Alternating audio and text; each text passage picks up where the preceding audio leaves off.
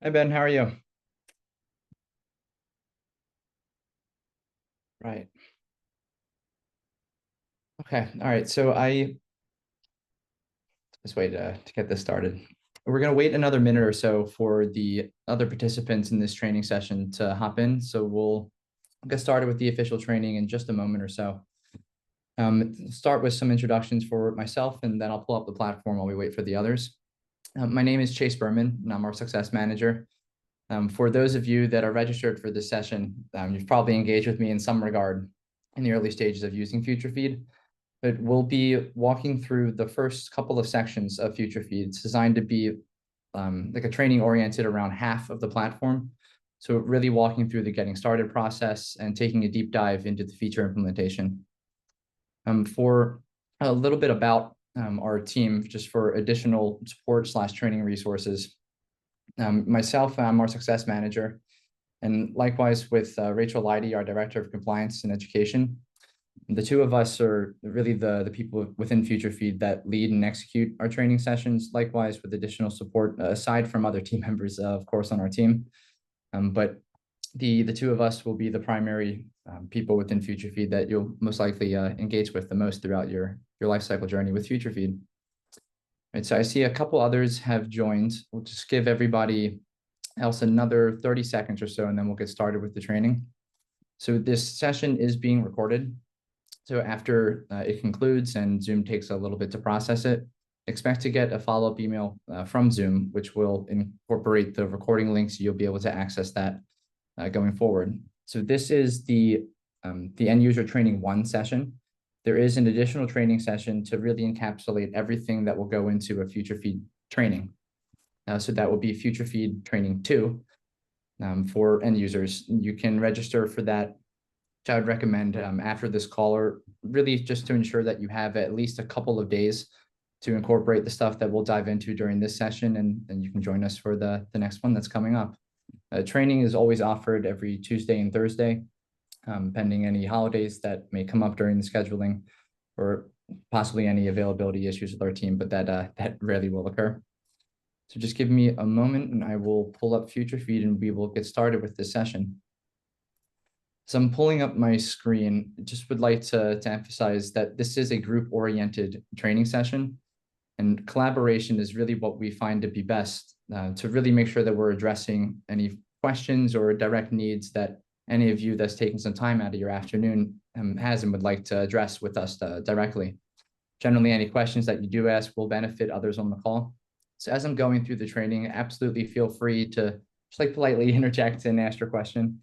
And you can also use the chat function to submit questions as well, and I'll be able to take a break periodically to make sure that they get addressed. In the event that something does not get addressed during this session, absolutely feel free to follow up with me via my email. It's cberman@futurefeed.co, or you can email support at futurefeed.co. So without further ado, I'll share my screen and get started. All right, so for everybody here, you've either just recently purchased your subscription or you'd like a refresher for like the getting started process within FutureFeed. So when you log into your tenant, you're going to see this compliance dashboard page. Right now I'm showing us, or everybody here, one of our sample companies. So there's a bunch of dummy data in here if you'd like access to it, in case you'd like some more hands-on time with FutureFeed instead of like entering data within your own tenant. I'm more than happy to provide that to anybody that would like it. Because you are an active customer or client of FutureFeed, you will be able to have access to this for the life cycle of your time with FutureFeed. Just simply reach out to me. I'm happy to set that up. I will expand my screen just a little bit. And so throughout the platform, we've incorporated our getting started guide into FutureFeed. It's meant to, in essence, be a guide, but to walk you through how to understand not only the features, but how you can go about implementing them and really the relevance that it has to the different sections throughout the platform. There will also be information related to how you can conceptualize really the information you're looking at and ideally going to enter into FutureFeed, for how that can be interpreted by somebody like an assessor. Ultimately, you're going to be using FutureFeed to address everything related to CMMC compliance levels 1 and 2, slash NIST 800-171, and ultimately go through your CMMC certification process in the future. So it's going to be really important that the data provided to the assessors or the C3PAO is something that they can rely on and actually create an expedited process for your assessment. And that specific detail and everything that goes into that type of training is in training 2. But we'll go through the beginning parts of the platform. So for getting started, I'd like to first reference the subway map that's in the top middle part of your screen, or the tenant that you have access to. The start section is where you'll be entering really high-level information about your organization, and you can begin to collaborate with the other people within your team, or potentially a service provider that you're working with, to going through conversations like defining the scope, entering data related to it. You'll also see some fields that you can actually understand some of the tools and services or the items that you have, and categorize them as an FCI type or a CUI type of an asset. Once we go through the start section, I'll come back to this compliance dashboard page and then highlight the other areas that are within here and teach everybody how to use them. I do happen to hear a whistle or so. As for any background noise that might be coming from somebody else's camera location, if you wouldn't mind muting that for the time being, that would be greatly appreciated. Again, if you do have any questions, you're absolutely welcome to unmute and ask them, or just put them in the chat. So when you're in the start section, there's going to be 5 sections that you'll be adding data into. The first will be company information. A decent amount of this will already be populated based off of what we will take into account for onboarding your tenant. But there will be areas throughout all of these sections that have, or they're highlighted in red, or there's an asterisk, just like the street address here. That's an indication that this is a field that is required to have data in it. So take the moment or so to enter really whatever is being asked of you here. But for this section, you do have the ability to add a company logo. So that will appear in any of the reports that you decide to generate from FutureFeed. And FutureFeed will also store any version of the reports that you make, especially over time. So think of it as like a reporting repository that you'll be able to store. And that's accessible in the deliverable section. So as you're going through these areas, pay attention to the fields that are required. And there will be some features throughout FutureFeed that are optional. We'll walk through some of those that are within the, I think, the tools and documents section. Likewise for the people section in training 2, that'll walk you through everything between assess, SSP, your FutureFeed, which is where your POAM and project management capabilities are. Likewise for the reports. So after you enter the initial information about who your company is, you can scroll down to the risk appetite scale. So this is really meant to ignite that collaborative experience that you'd have with other team members, or if it's just potentially only one person from your organization that's going to be using FutureFeed, they'll be able to utilize this just to get a sense of what type of risk the person is willing to operate within. And it ranges from risk accepting all the way down to risk adverse. I'd like to point out this green information icon that we're seeing here. This will appear throughout the platform. So there are various areas in FutureFeed or features or the way we illustrate some data that we don't want to assume that everybody's just going to understand what this is. So we've incorporated green information icons that if you hover over them and click on them, you'll be able to get a better understanding or like a definition for what the particular information is referring to. The more that we can help our users, especially when using the platform, the better experience everybody will have. So if there is something in FutureFeed where you'd actually like to have a green information icon, simply submit a support ticket to us, make the request, and we're happy to add that. The more we can learn from our users, the better experience everybody that uses FutureFeed will have. So we were looking at the corporate data section within company information. We'll move into company description. Same concept with the required fields that are highlighted in red, but this is where you can add information related to your company size and add some values to your annual revenue or asset size, the amount of global full-time employees you have, those that are within your enclave, or the scoping boundary that's related to what's going to be a part of your SSP, any part-time employees that are within the enclave as well. You do have the ability to add your NAICS codes if you would like. At the minimum, you'll need to have at least one in here. For the company description, it's an optional field, but we do recommend taking advantage of entering data in all of the optional fields within FutureFeed. It's really just designed to help paint the picture for not only who your organization is, but how you operate, and you're able to actually incorporate more information that can help actually the organization decide more higher level strategic decisions. In essence, maybe like replacing a tool or a service that might have a very large cost and it's not really meeting the needs that you envisioned when you actually purchased that. But we'll dive more into that when we get into the tool section. There is more information that you can enter, again, at a high level for anything related to your budgeting information and your cyber insurance. Aside from the green information icons, there's also blue information icons. Instead of really giving an explanation for like what it is that you're looking at, the blue information icons dive into why what you're looking at actually matters. And there are various places throughout the platform where you'll be able to see this information applied. But again, just like the green information icons, if you think that the platform would provide a better experience for yourself, your team, and possibly other users, if there was additional blue information icons, please let us know and we're happy to add them. For data locations, this is simply where you can create like an example of an item where you can ideally be indicating where the information throughout your system is stored, whether it's a physical location or a data location. Give you a sense of what one of these cards looks like. You What's up, Dave?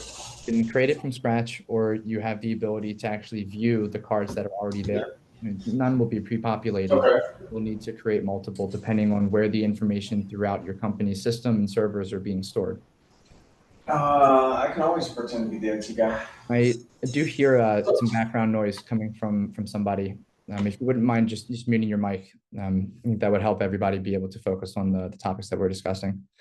So thank you.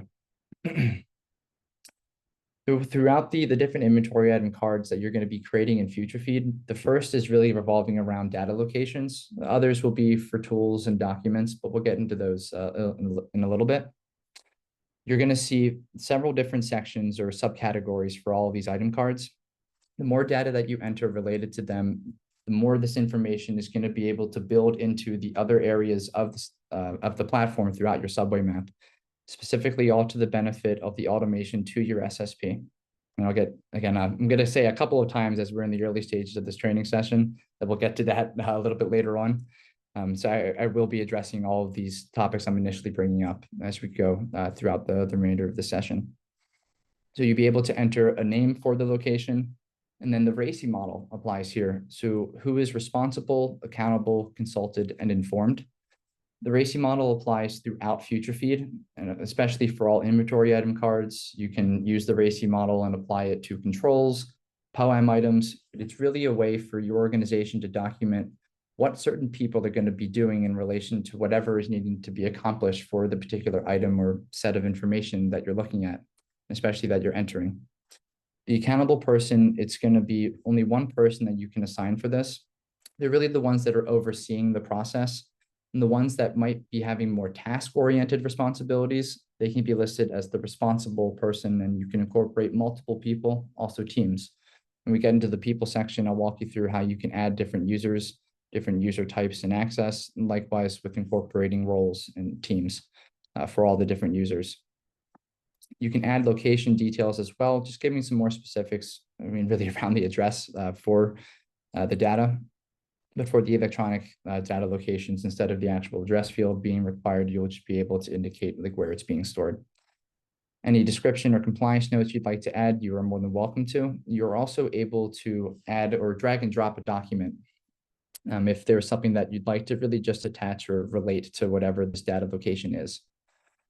You do have the ability to provide an optional suitability rating, likewise with an experience rating. So a few moments ago, or a couple minutes ago, I was mentioning how you'll be able to use information in FutureFeed that can actually enhance the decision-making that your organization, could have for replacing a tool or a service. But it's important to understand how valuable all of the ways that your organization is operating is that can actually be interpreted. So there are different ways that you can provide ratings for the information you're entering in FutureFeed, specifically around data locations, tools, and documents. Anywhere an inventory item card can be created. So this connect functionality, this is where you have the ability to set tags. So this creates a really important relationship between the data that you're going to be entering and looking at in any inventory item card and having that automatically applied to the controls that they're related to. So what this will mean is for this primary location, or the example of this card that we're looking at here, if I know that this data has a relationship to how control 3.1.1 is going to be actually addressed, maybe in somewhere in this data location, that's where our authorized users lists are going to be identified. I think that's part of the first objective within that control. You do have the ability to tag that control to this specific inventory item card. There's a couple of different ways you can go about the tagging functionality. So just by using some keywords for the searching function, anything that you enter in here, in this case, we've actually have the word access here. So anytime access is referenced in the control name, you'll see all those controls appear here. Simply click on a button or the plus icon for any of the controls, and you'll be able to have that control tagged. You can do it for multiple controls if you'd like, or if you know that all the options you're looking at here will be applicable, you can simply select add all and all of them will be carried over. Same exact concept applies for any, I guess, language within the control description, anything related to the objectives, and the guidance information that's available in assess. So where all of the controls will exist in your gap assessment. It's a really essential feature that I personally highlight a very large amount of importance around. It's one of the key pieces of automation that by simply tagging the controls to whatever the information or the data is, you're going to have that and any associated evidence that you create through completing tasks automatically applied into your SSP. So part of what happens when you're automating your SSP in FutureFeed, as long as the tagging is actually set for the information it's relevant for, you're not going to have to worry about making sure that all of that supporting inventory, assets, documents, and its associated evidence are going to be tied into each of those controls within your SSP. FutureFeed will take care of that for you. So that concept that I just described, it's really revolving around how FutureFeed can enhance your execution of compliance management. As of today, it's all around CMMC / NIST 800-171. We'll add additional frameworks in the near future. But this is part of what we're trying to have all of our users understand, especially in the early stages of using the platform. It's the better, I guess, the more advantages you can actually receive from the features we have in place, really around the automation functionality, the better off everybody will be for the longevity of using the platform. It'd also be a shame if you're spending a lot of manual time doing something and it could have otherwise been expedited through various feature implementation within FutureFeed. I'll get into the leaders and followers, I guess, information and feature functionality when we get into documents. That's where it'll be a little bit more relevant. And then likewise with the compliance, task assignments, and evidence features, that'll be more applicable when we get into documents. It also applies to tools, but I'll save that for when we get there. To stay conscious of the hour that we have together, I'm going to move into the scoping section. Let's give this a second to load. So this is where your organization can articulate what is your assessment scope and everything that's within your system boundary, what is ideally going to be articulated throughout your SSP. So you'll be able to describe the system boundary and then also enter information for articulating what the overall function or purpose of the system is. It's going to be important that you have information in both of these sections. You'll also be able to just simply click on this drop-down menu and make the selection for what type of scope your organization has, and ideally for what the SSP is representing. It could be enterprise-wide, so for your whole organization, if it's just a particular organizational unit or a designated program enclave within your company. Be able to enter counts for the number of admins and then the overall amount of end users that are within the scope. The potential impact is something that you can set as well. If you'd like to learn a little bit more about what that feature is or really what it's explaining, click on the green information icon and the impact analysis will be explained. And click on the learn more icon and that'll pull up all the information that's related to that green information icon. Before we get into contracts and the other sections here, I want to point out that at the beginning of this session, I talked about that getting started guide and how it's incorporated throughout the various sections of FutureFeed. This is an example of where one of the first areas going to appear would be. So to actually utilize this feature, you simply just click on the getting started icon and you'll see a number of categories here that will either be your bluff, the bottom line up front, the details to really why you're looking at matters. Likewise, with anything related to compliance implications, and then information related to how the assessors can visualize this, or the importance behind the data you're entering and how it can impact your assessment. There's a lot of information that's encapsulated into our getting started guide, but we've broken it down into the different sections, so you don't really have to read like a whole book of stuff at first. So as you're going through the different areas of FutureFeed, look for the getting started icon and be sure to read through that and become very familiar with everything that is incorporated within that section. It's only going to be beneficial for the early stages of your process of using FutureFeed, but also for the longevity as well. For the contract information, so this is where you have the ability to incorporate cage codes into FutureFeed. And for any contracts, so you won't be actually placing the contract you're given into FutureFeed. That is a big no-no. You're going to want to avoid that. But you do have the ability to just simply illustrate high-level information about the contracts and associated cage codes. So you can add the title for the contract, a brief description for it, the contract number, start and end date, and then intertwine any frameworks that are associated to it and any DFARS clauses as well, as likewise with ITAR and EAR. For the data inventory section, so think of this area as more of like a summary of the amount of information you've actually applied to what you've categorized as information or data that is FCI, also CUI, and then sensitive data. So when you're creating different tools and services, you can define the asset type as CUI or make a designation to indicate it is related to FCI or sensitive data. But for the FCI section, all of these are hyperlinked to the CUI registry at the NARA website. So if you'd like to learn a little bit more about the different CUI types, this data that your information has either already been given, or you might not know if it's specifically anything related to any of the sections here, you are welcome to click on them and you'll be taken straight to the primary source to learn more about this. These checkboxes are where you can actually really just indicate the information or the tools and services that you have, your organization is utilizing. And if they are a CUI asset, whether it's the CUI basic or CUI specified for the data types. But you'll be able to set that up when you're in the tools section in FutureFeed, and I'll walk you through that once we get there. For the settings section, this is where you have the ability to integrate your ticket system. So if you I'll just use FutureFeed for example. So support at futurefeed.co, you have the ability to add that email here. But a neat trick to this is you can actually use somebody else's individual email within your organization in case you'd like to have a POAM action item or project, which will encapsulate a group of POAM items sent to that designated email. It's ideally meant for like ticket system integration, but you can also use it for an individual email if you would like. You can set the default due date for POAM items when they're created. So if I were to mark an objective as not met, FutureFeed will pre-populate a POAM item for you, and the default due date will be 1 quarter from now. But you have the ability to just change the setting whenever you'd like, and also just set the due date for the POAM item when you're creating that, if it's going to be different than on a quarterly basis. The impact, effort, and cost scales.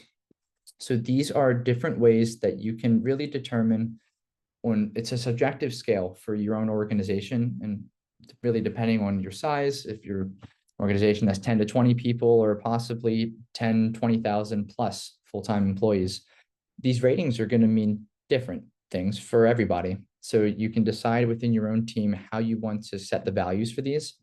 So for the impact, effort, and cost, you're able to just enter the different values if you'd like. But for effort and cost specifically, this is where you can determine if something is going to take a very small amount of time, could be 1 hour, it could be 5.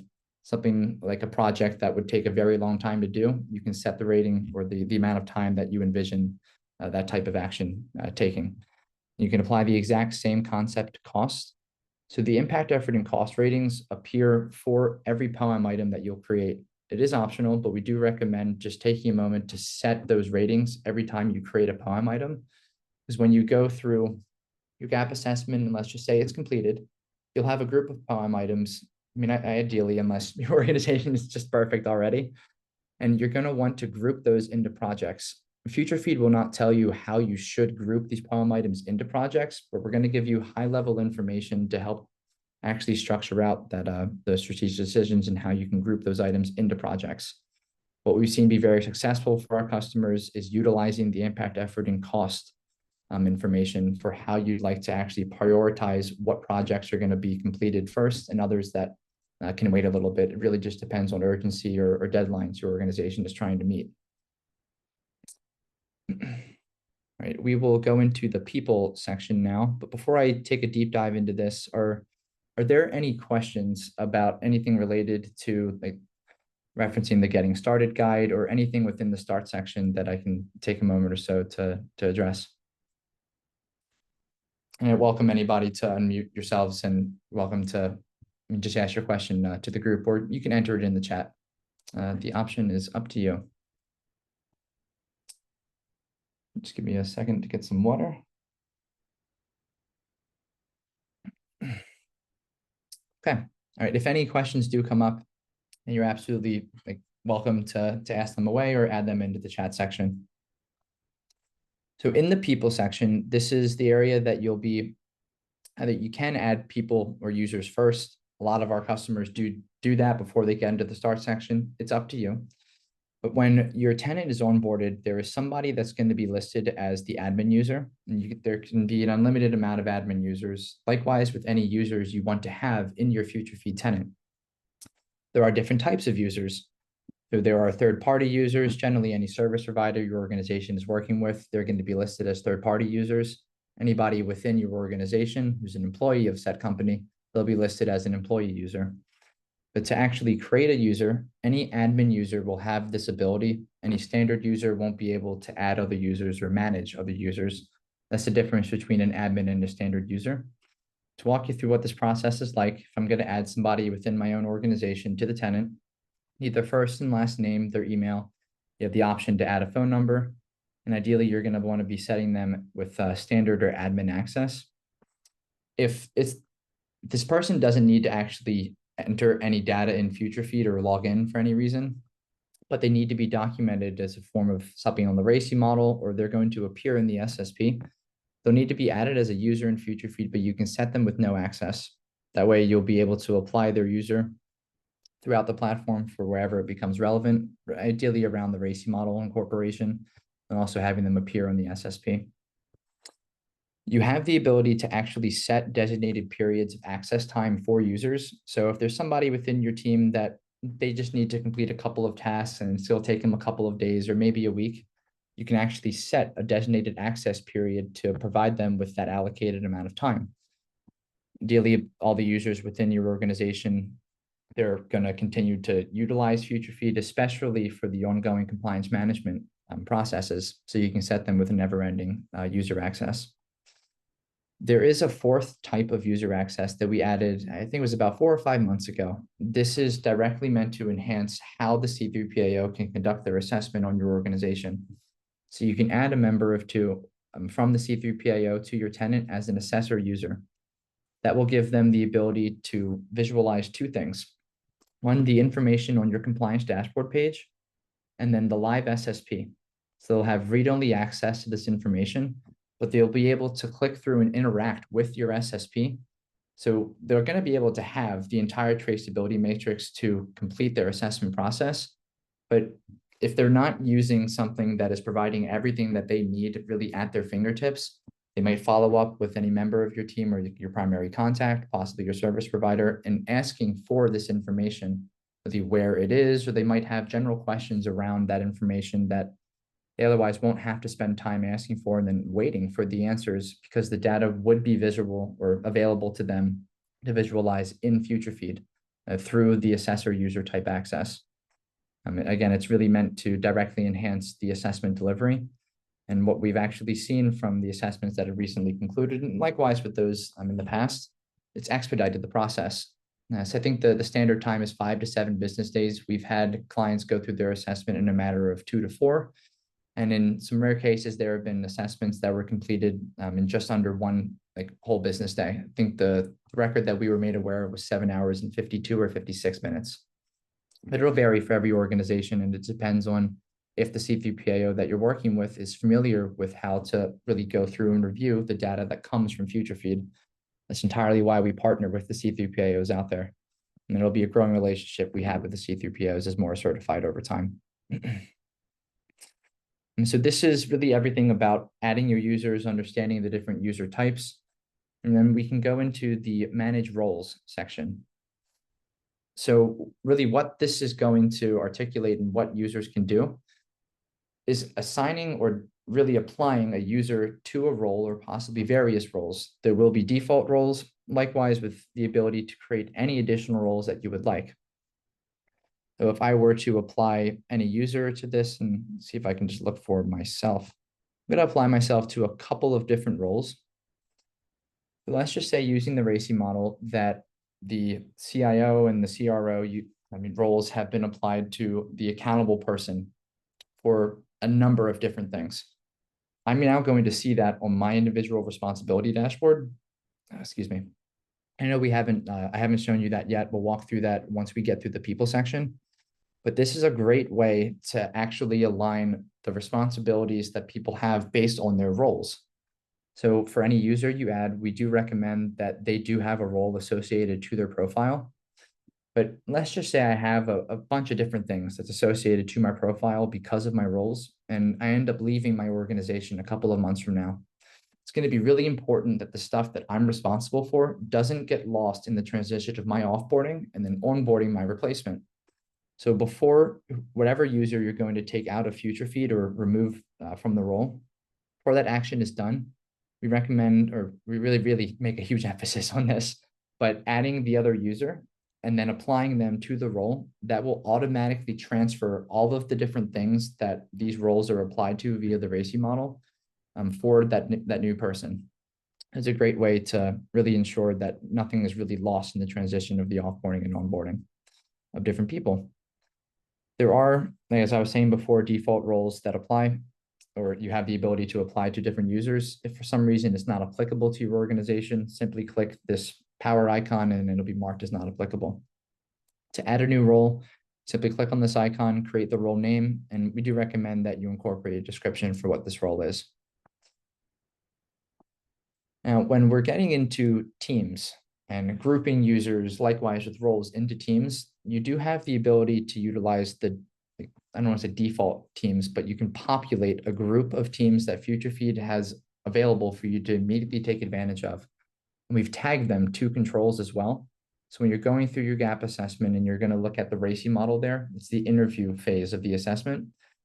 This team is already going to be applied into the RACI model. So you're going to have any amount of users that are a part of this IT leadership team, for example, already applied to the controls that they're relevant to. So we do recommend taking advantage of these. And you also have the ability to create any additional number of teams that you'd like.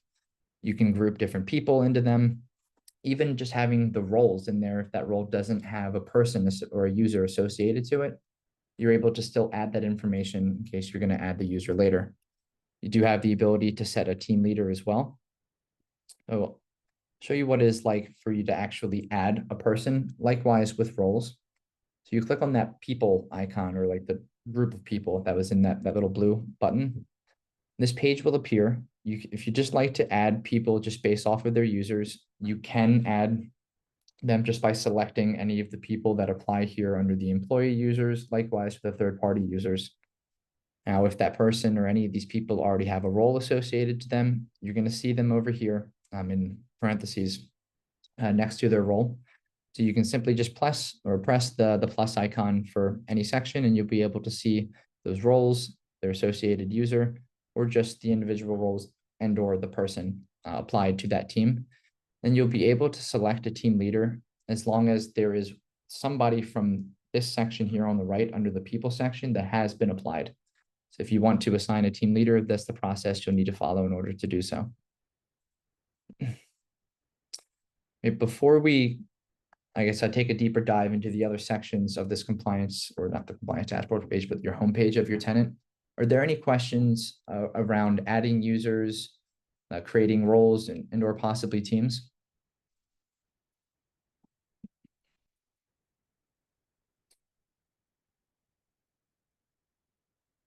Okay. I hope I didn't scare off anybody from wanting to ask questions or so earlier. I just want to make sure that everybody is able to clearly hear everything that we're going through during this training session. And again, if you have any questions, you can just feel free to speak up at any time or add them into the chat section. Right, so your homepage, if you're a tenant, we've already gone through really just like the general understanding of this page, but I want to just re-emphasize the data that you're looking at here on this compliance dashboard. So as you're going through and like really changing the statuses to the objectives in assess, so you'll have the ability to mark an objective as met or not met for all 320 objectives if CMMC level 2 is applicable, or that's the plan that you've purchased. You'll be able to see this information in this chart, or the colors that are provided, change over time. All of this data is meant to represent really how far along your organization is as of today in real live time in addressing its various compliance requirements. Now, FutureFeed will dive all the way down into the objective level, but this is indicating what is happening generally for the different control families. So for all 14 of them that are within CMMC level 2. SPUR score is going to be really important in having direct visibility into that throughout your time using FutureFeed. So this compliance dashboard page will provide the SPUR score in big bold numbers on the left of this chart, and also in the top right. The top right visual will always be available regardless of the section of FutureFeed that you're in. As your marking objectives is not met, or you create one-off poem items, you're going to be creating or implementing due dates for them. So you're able to see the last indicated date a poem item is set to be completed by right below the SPUR score on the left here. If this is related to an assessment objective, it's going to give your organization a sense of, okay, by September 30th, 2026, we will have addressed everything that we have on our poem, and we will have an accurate SPUR score of 110.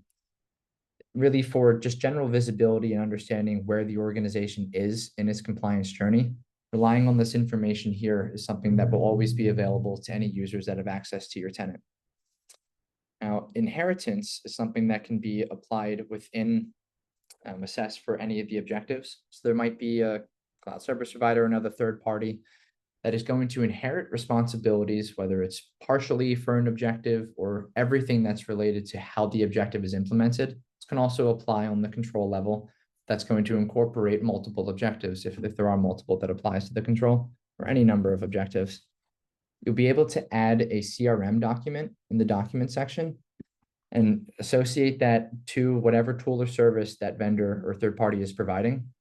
If the tagging is done, you'll be able to then set that inheritance in the assess section.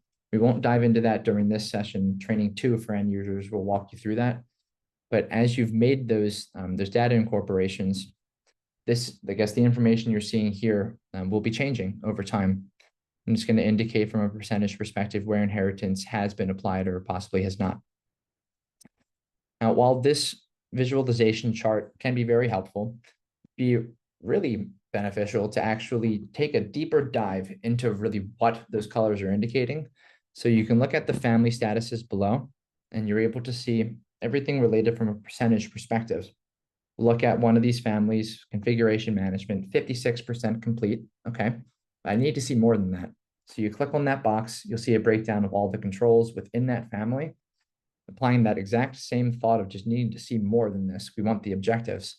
So you can click on any of these boxes, and then you'll see a pop-up that will illustrate all the different objectives. If there's a green check mark next to it, that means the objective's been marked as met. If there is that red X, it means it's been marked as not met. You do have the ability to jump straight into this control by going into the assess section, so your gap assessment, then also in the live SSP view as well. So this is the general information on your compliance dashboard page. Before I get into assessment prep center, or actually now we'll dive into that now, so that should just take a moment or so. You have the ability to assign various users to different areas where data will be encapsulated within FutureFeed. So throughout your subway stop or this initial start process. And then for the overall management for people, so who's going to be managing the users, the roles, and the teams, you have the ability to assign people to this. So that way you can at least come to this page and reference that these are the various people that are going to be accountable for these different areas of the data entry within FutureFeed. And then for the people that need to do more task-oriented stuff, they'll be able to execute that via a different process that we'll jump into when we get to the task management and implementation process. So there are a lot of sections here, and we do recommend that you assign somebody to each of them. It's just meant to help with the overall assessment preparation, especially when you get down to the SSP section. You do have the ability to assign somebody to the different areas of the SSP that you can do in the live SSP section, and also here. So there are green information icons for all of these different headers. So if you'd like to learn more about really what these are really oriented towards, I'd simply hover over them and click, and you'll be able to learn more about them. For teams responsibilities and individual responsibilities, these are the two pages that you can refer to get a sense of where all the different users within your organization should really be allocating their time, what they should be focusing on. But you can look at this from two different perspectives. One from like a management perspective and seeing what everybody within your tenant is actually assigned to, whether it's the RACI model associations, tasks that individual people have been assigned to, likewise with different POAM items. If you are looking to see what you should specifically be focusing on, you can apply a very similar concept, but directly scoping that down to what you, the individual user, are supposed to be doing. It's the same view for the RACI model information, tasks that I've been assigned, any different POAM items that I've been assigned to via the RACI model. We've broken it down into these three different sections, so it's a better way for you to visualize the different segmentations that this information is related towards. But tasks will be one of the primary ways that you can actually create evidence and incorporate that into FutureFeed, but directly associate that to the item the task was created for. That would apply to the tools, likewise with the documents. But if you're going to be assigned a new task, it would be pretty great to actually get an email notification indicating you've been assigned that task today. So if somebody's going to assign me a task, and let's just say that happens right now, I'm going to want to make sure that in this profile icon up here, you can go into the My Preferences section. We highly recommend that you turn on your task notification emails. I think the system setting by default is to have it be this, but just in case, just make sure to double check this, and you can set the different types of email notifications you'd like to get.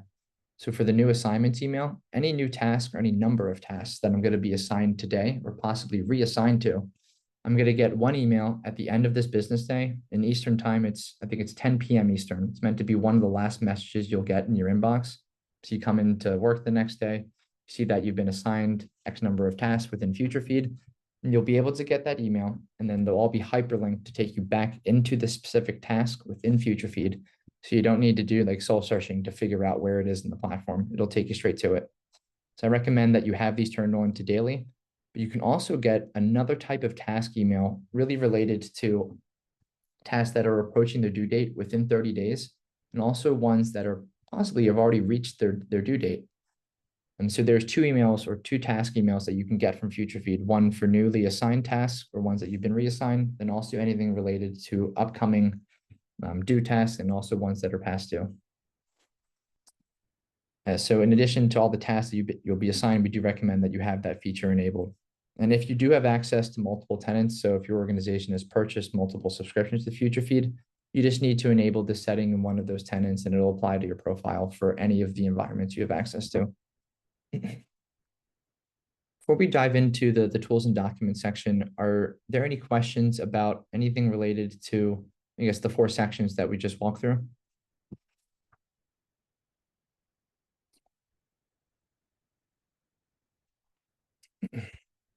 Okay. And so as you're entering more data within FutureFeed, that is where you're going to see more of like the juice to these sections actually appear. So when you're coming into your tenant initially, there's not a lot of data within tools, documents, assess. There's not going to be a whole lot that you'll be able to visualize here until you really go through the initial process of implementing FutureFeed, assigning tasks to people, incorporating users to the RACI model, then being able to visualize that from the holistic view of all the different users. It's in the team's responsibility page, as we showed before. And then taking some time to assign different users to the different areas within the assessment prep center. And if you'd like to just get a better sense of any of this information, the Getting Started guide is here to help you. It's one of the things we highly recommend to not forget about, but that's why we have it available throughout the platform. Right, so for tools and also for documents, there are different ways that you can visualize the information you're going to enter. Now, because we are in one of our sample companies, there's like a demo account, all this information is already populated. Assuming that you're just starting your FutureFeed journey, there's not going to be a lot of information here, or possibly none. It just depends if you've actually entered anything. So I'll walk you through how you can actually create this information, how to understand the different sections here, and different ways to view it. So to create a tool or service, likewise, with same thing applying to specific assets, any vendors you want to create, you'll be able to simply click this blue plus icon. The headers here might be different depending on what section of the platform that you're in, whether it's this one or specific assets or vendors. You're going to be creating the mission for whatever this tool or service is. So what's the purpose of what this application is doing? And then the brand or model, that's the name of it. And then you'll be able to define if this is an on-premise application, if it's just online, or if it's provided through a service provider. So let's say you've gone through that process and you named it, you can share it.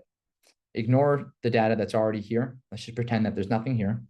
You'll be able to, I guess, define the type, which is what you did in the initial part. So that actually would be here. Sorry to correct myself there. But now you can define the asset category type. So if this is a CUI asset, you simply select that option here or any of the other options that are listed below. But because this is a CUI asset, you'll be able to, like one of the sections here, excuse me, just want to make sure I find this correctly. So for you can share it, because it is a CUI asset, you'll be able to click on the CUI icon. So this is the CUI registry listing that I showed you in one of the earlier sections of FutureFeed. This is now where you can actually make those selections to describe that, this particular application is related to these different types of CUI. The more that you enter and categorize as CUI assets, you're going to be able to see that as a part of the page within your SSP. And then any number of selections you make, you'll see a red icon appear, just indicating that it's applied to two different types of CUI. All right, I'll go back to the list view for just a moment. You do have the ability to incorporate a CRM to these various tools and services items. That was part of what I was describing earlier, but now we'll go into a deeper dive into how you can do that. So this is an example of the inventory item card for this tool. Your AC model is here. You can add description and compliance notes as you could do for physical locations, drag and drop documents if you'd like, add your ratings, incorporate user counts. But for actually getting the CRM to apply, one, you'll first need to have that document created in FutureFeed. You do so in the document section under the CRM document type. Then you'll be able to select from the list of the CRMs that you have in here, and then actually apply one or possibly multiple if you want to. And then you can incorporate the vendor that's actually providing this tool or service, and then also that would be providing the CRM ideally. So you're going to be able to connect these two different pieces of information to the particular tool or service. And if you've gone through the process of actually tagging this particular tool to the various controls it's related to, again, we now have the CRM applied, likewise with the vendor that's associated. I'm going to jump into the assess section just for a moment so you can see how this will allow you to actually enable yourselves to incorporate inheritance. So you'll be looking at any of the objectives here. Let's just say for this example, it's going to apply to objective B. No inheritance in set. Okay, we're going to change that. If it's going to be a fully inherited objective, because you can share it is tagged to this control and there is a CRM that's applied, and having the vendor there is only going to benefit the connectivity between this information.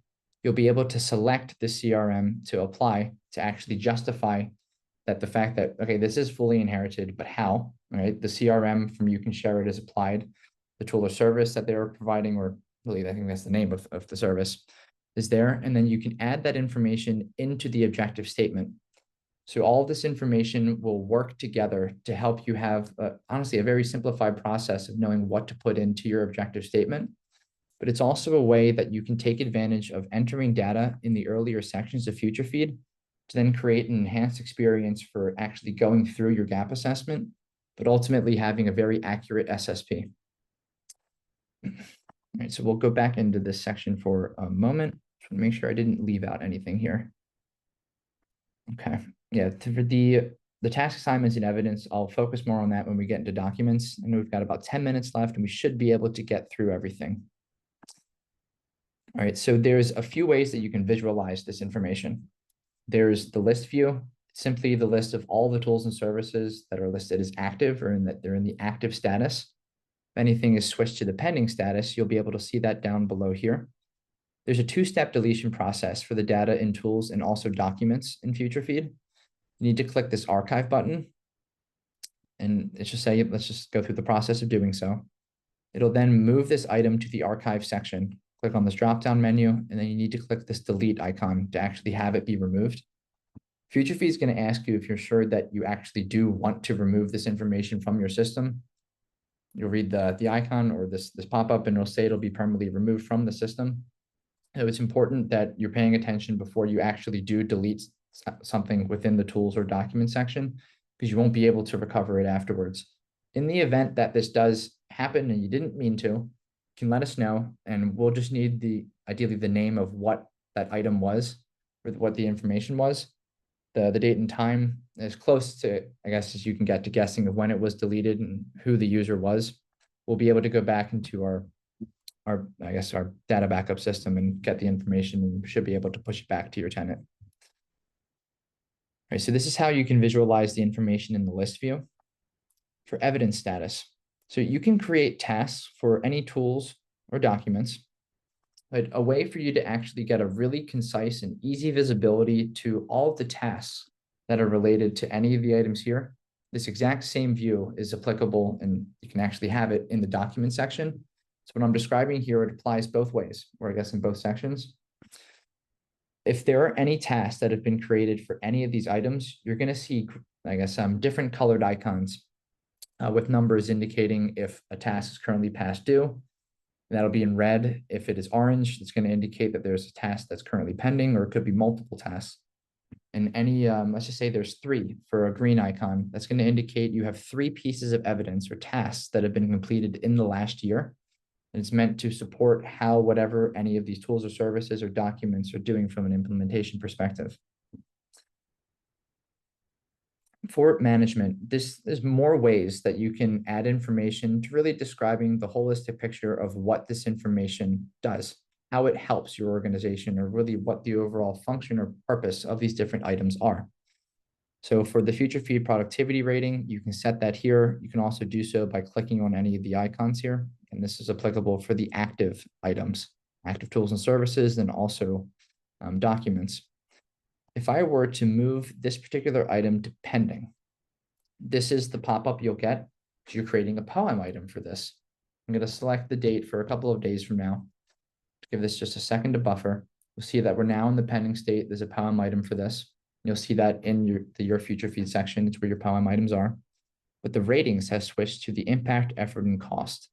So if you had taken the time to fill out the different ratings in the settings section, you'll be able to then simply just take a moment to fill out the rating for this, and that's going to appear in the poem item within your FutureFeed section.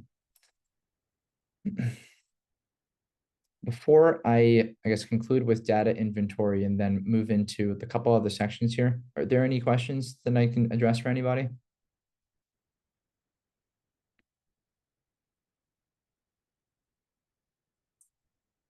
You are able to talk if you would like to, or again, just ask any questions in the chat section. Not right now. Thanks, Chase. Okay. All right. Of course. All right. We got another voice here. Didn't want you to be all alone. Okay. So we'll jump into the data inventory section. So we had already touched on a little bit about this for defining the asset category, applying it to CUI if it is a CUI asset. And there are other ways that you can really just add more information relating to what this particular tool or service is doing, what it represents, what's it connected to.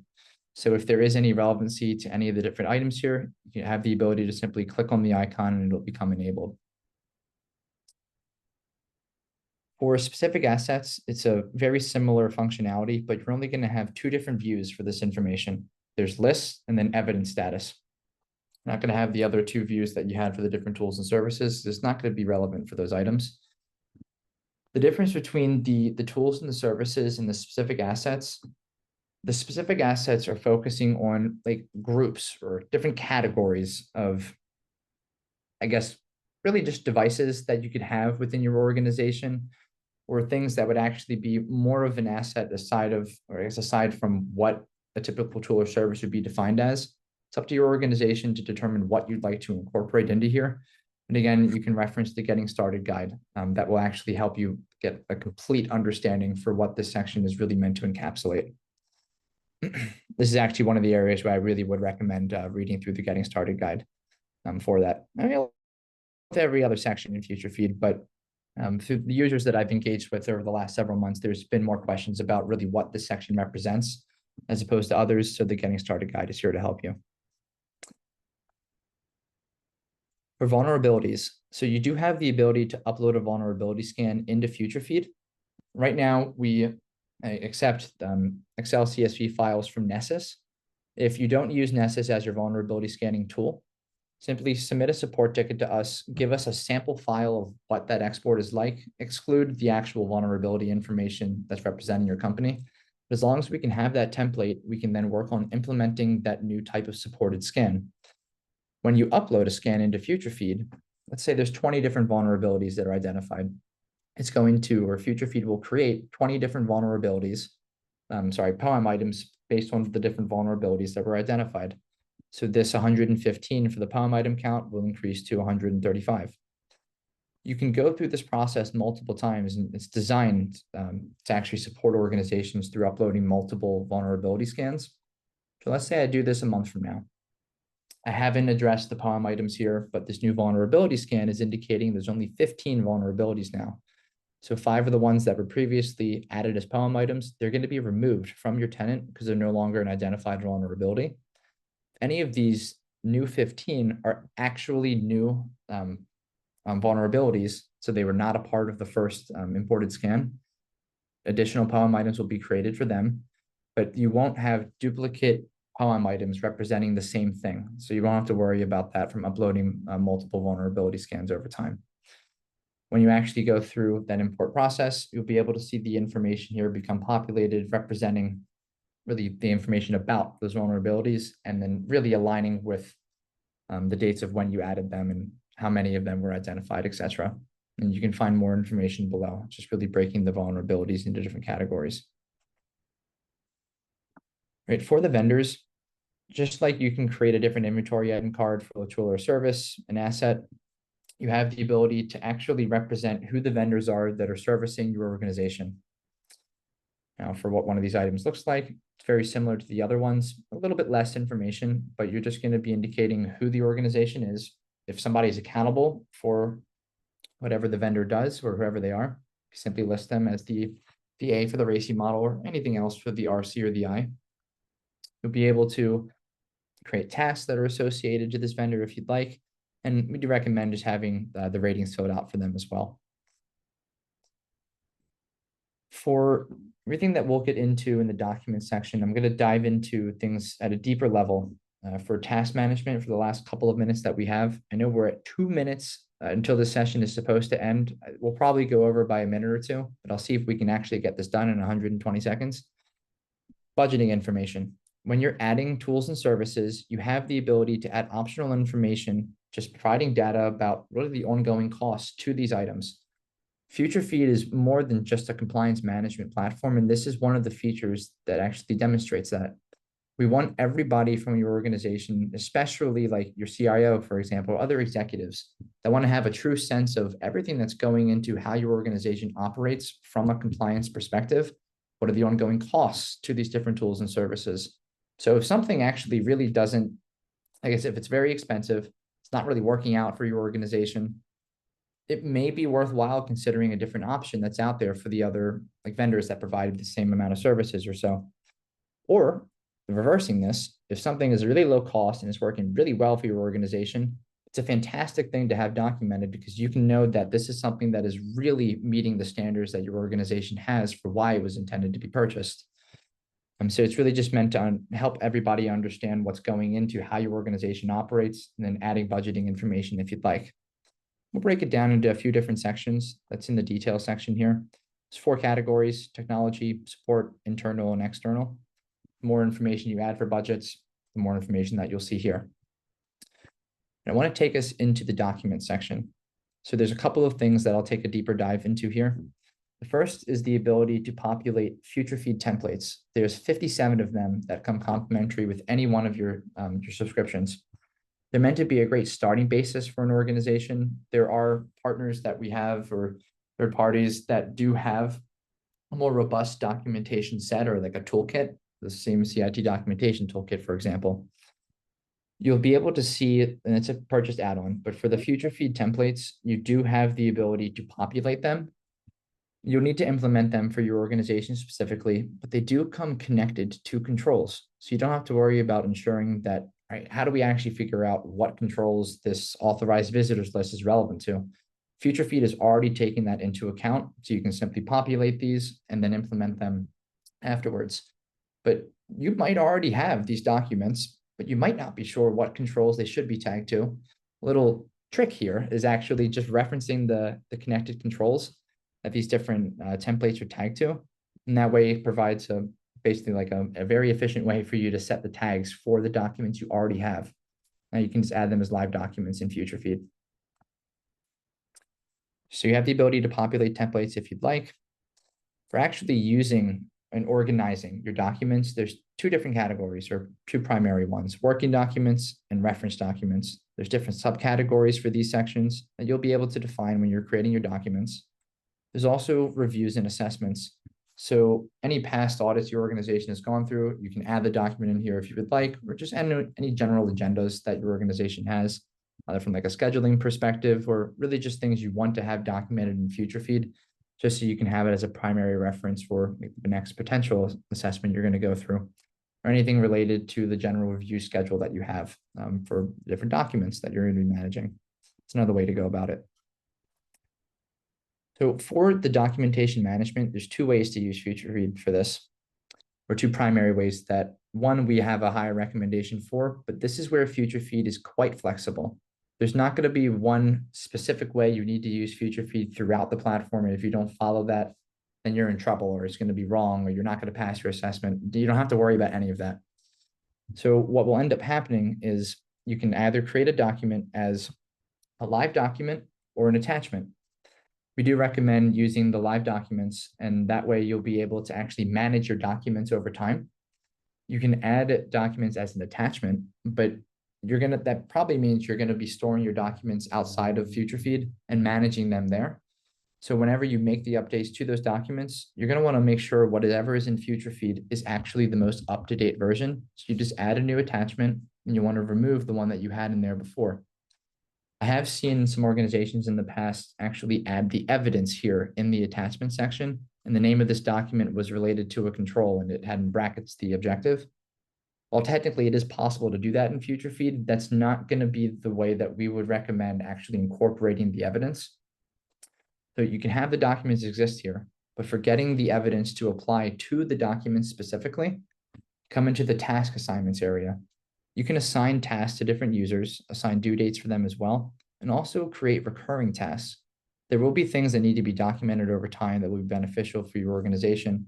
And it's an automated way that FutureFeed will actually enhance how you can manage the process that will unfold so you can continue to get the different pieces of evidence you'll need over time.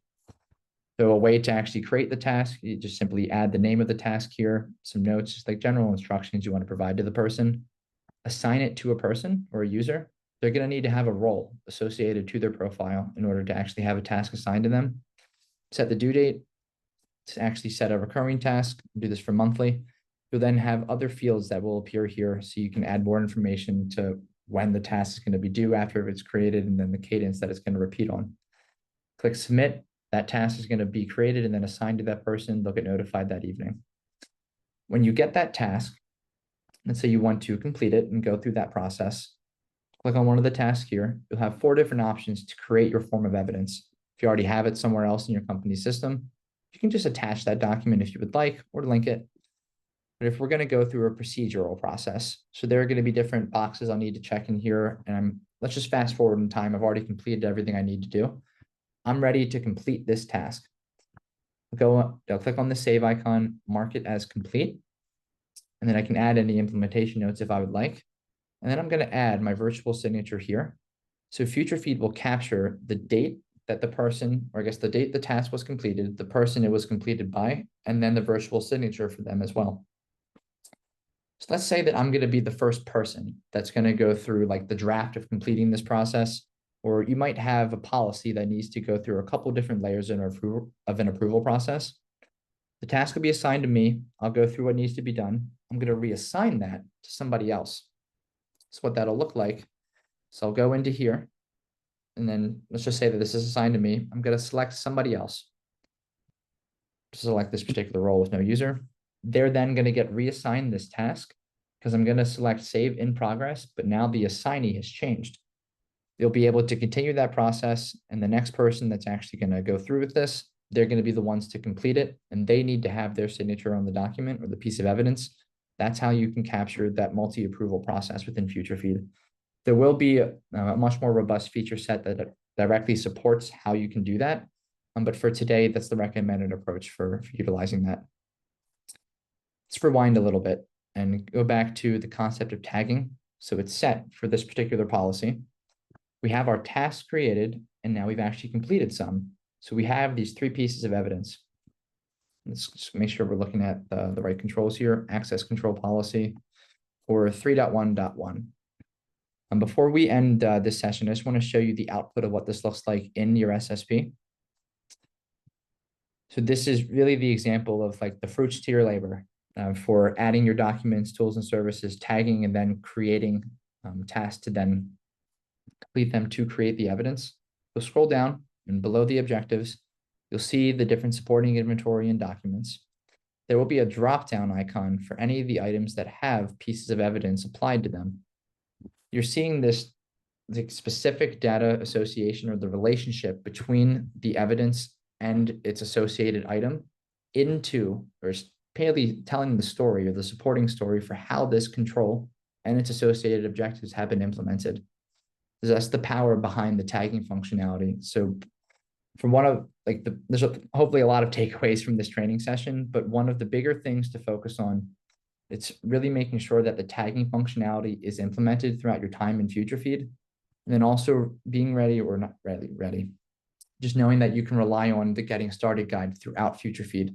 It's going to be one of the best support resources within the platform that you can use to actually better understand what the different sections are and really how to go about entering data within the platform. So I know we're 7 minutes over, so I don't want to take up any more time from everybody's day. And thank you for those of you that decided to stay over a little bit. I really appreciate your extra time. For any questions that you might have as a follow-up from this, please feel free to reach out to me, or you can email support@futurefeed.co. Myself or another team member are happy to assist. I'd like to thank you all very much for your time today, and especially taking a little bit extra out of your afternoon to sit in with me. I hope this session was valuable, and thank you all very much. And I hope you have a good rest of your afternoon. The recording will be sent to everybody, but before the afternoon is over. So I think it takes about an hour or so for Zoom to do that. If you have any issues accessing the recording, please let me know, and I'll be happy to assist. All right. Thank you all very much, and have a good rest of your day. Bye. Thanks, you too.